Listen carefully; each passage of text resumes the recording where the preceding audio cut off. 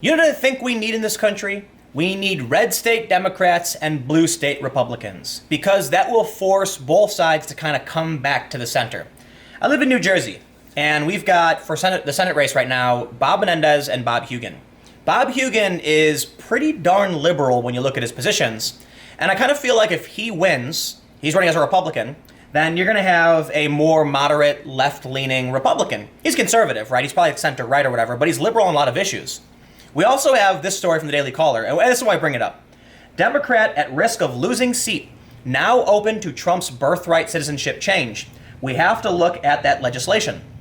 They say Indiana Democratic Senator Joe Donnelly said the proposal of birthright citizenship should be handled by Congress, a move that appears to be a tact to the right as he fights sinking poll numbers amid the waning days of the midterms.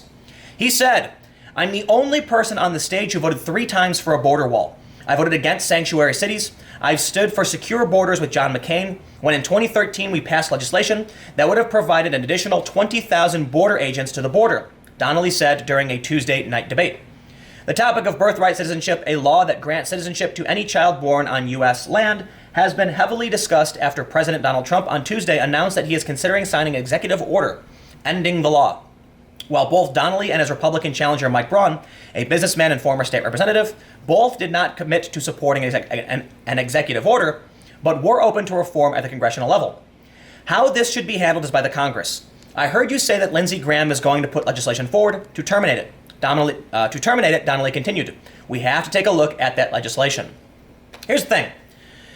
Illegal immigration hurts the labor force. And the Democrats seem to have abandoned the working class. Like, I've talked about this before. Michael Moore, for instance, was a really good example of this, like, Democrat left union personality. He understood the white working class in this country, but they've been left behind. Hillary Clinton was in favor of TPP. Hillary Clinton was in favor of NAFTA. She's considered by many people to be one of these open borders politicians, though I don't necessarily think that's true because she has called for a border wall in the past when dealing with issues of immigration. But when people flood in the labor market, they displace the labor market. So what's really funny is, because I talked about this a little bit in the other video I did, a video I did the other day about a PragerU video with Tucker Carlson. Cesar Chavez. Look at this. I did a quick Google search, and the Phoenix News Times. I'm not familiar with this organization, but it says Cesar Chavez rabid opposition to illegal immigration not covered in new movie. I don't care what the article's about. The point is, it's just a citation showing that even Cesar Chavez did not like illegal immigration because it displaces labor. It drives wages down. It decreases the competition for workers. Why now are we seeing this Democrat want to embrace an end to birthright citizenship, secure the border? He says he's done it in the past for years.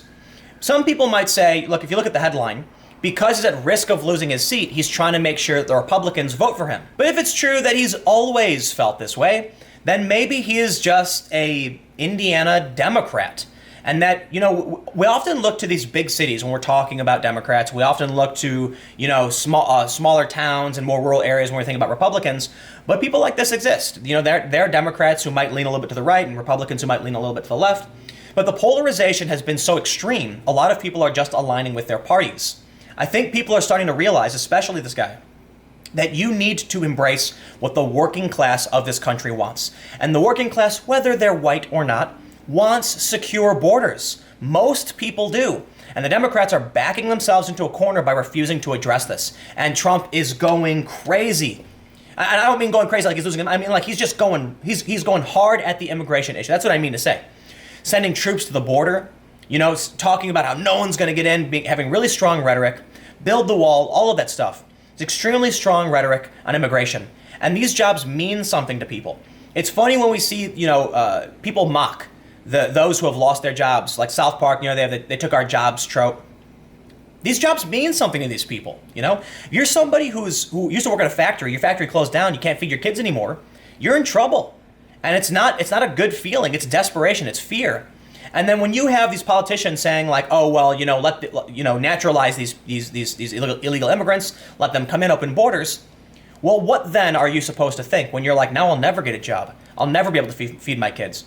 The economy needs to expand naturally. You can't just bring an influx of people in because that will only drive down wages. The businesses that create jobs, where these jobs exist, they don't just grow overnight. Just because people are here doesn't mean there's going to be more. Donnelly's tough immigration stance comes as he is fighting for his political life. The first-term Democratic senator faces re-election Tuesday in the state that voted for Trump by a near 20-point margin and whose former governor is now the vice president of the United States. Indiana is viewed as one of the Senate Republicans' best pickup opportunities. A survey released on Tuesday showed Braun leading by 3 points, with a GOP challenger pulling in 49% to Donnelly's 46%. It was the latest in a string of polls that showed Donnelly to be in trouble. A survey released on Sunday had Braun ahead by 3 points, and another published earlier in October found Braun to be up by 4 points. Here's something I find really interesting with the midterms. They're saying that Republicans are gonna capture more seats in the Senate, and that Democrats are gonna capture more seats in the House. I wonder why it is that we're gonna see that. At a local level in some jurisdictions, we have a lot more seats up that may flip Democrat. Apparently that's the reason. But when we're looking at some of these issues, like one of the things I brought up the other day is New Jersey shouldn't flip. It should not flip. But Bob Hugin is within the margin of error of some of these polls, meaning New Jersey, which has been a Democrat stronghold for 46 years, might actually flip half red. And that would be crazy. So right now we have a lot of uncertainty.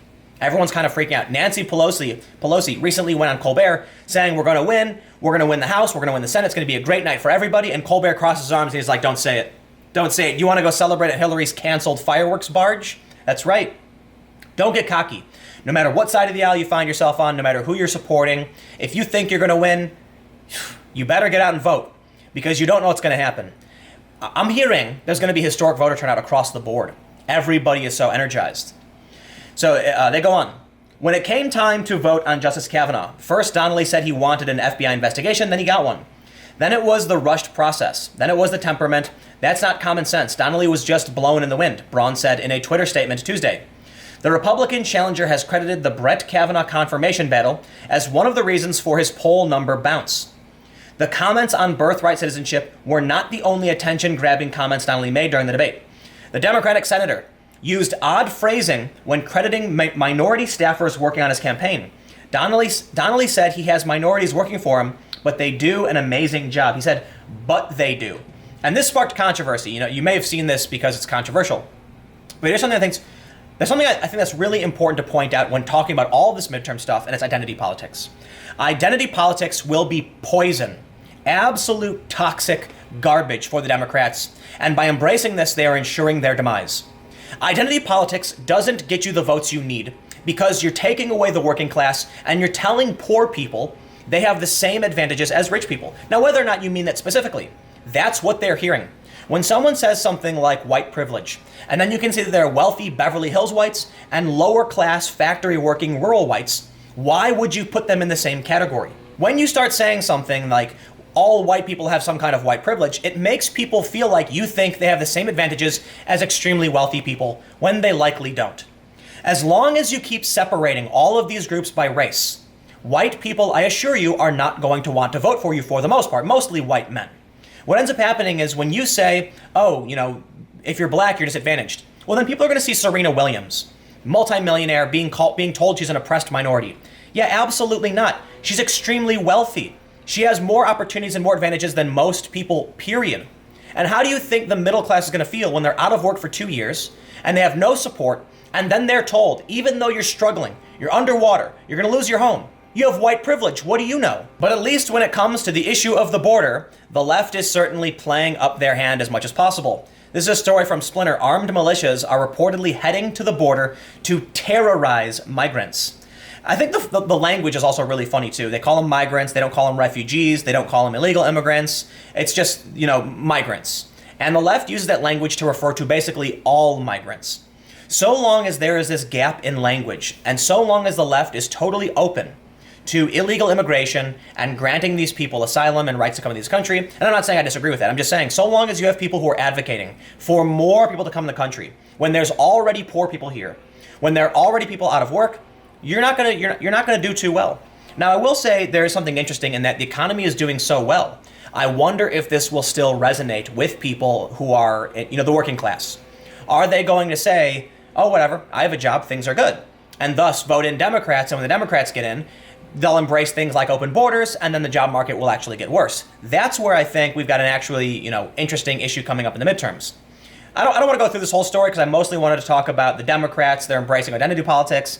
And I want to talk about how I think it's really funny that you'll see someone like Heidi Heitkamp, reject Hillary Clinton's incivility comments. And then you'll see someone like Bob Hugin kind of, say, oh, well, I'm not going to agree with Trump all the time. Because when someone's in a red state and they're a Democrat, they've got to lean right. And when someone's in a blue state and they're a Republican, they got to lean left. And that's why we're seeing this behavior from, again, I want to clarify. This guy Donnelly, maybe he's just always really felt this way. But I'll say this to everybody. It's not a bad thing to have a Democrat in office if you live in a red state, because it means it's going to pull the Democrats back to the center. And the Democrats are falling apart. Now, I know there's a lot of people who say, who cares? Absolutely doesn't matter. The Republicans got to win. Some people say, know what? It doesn't matter. Democrats got to win. I don't think it's so much about that. I've tweeted about which party I should vote for, but a lot of people brought up a good point saying, don't worry about the party, worry about the individual. So I got one more video coming up in just a few minutes. It looks like Milo Yiannopoulos has been booted from NYU. Stick around.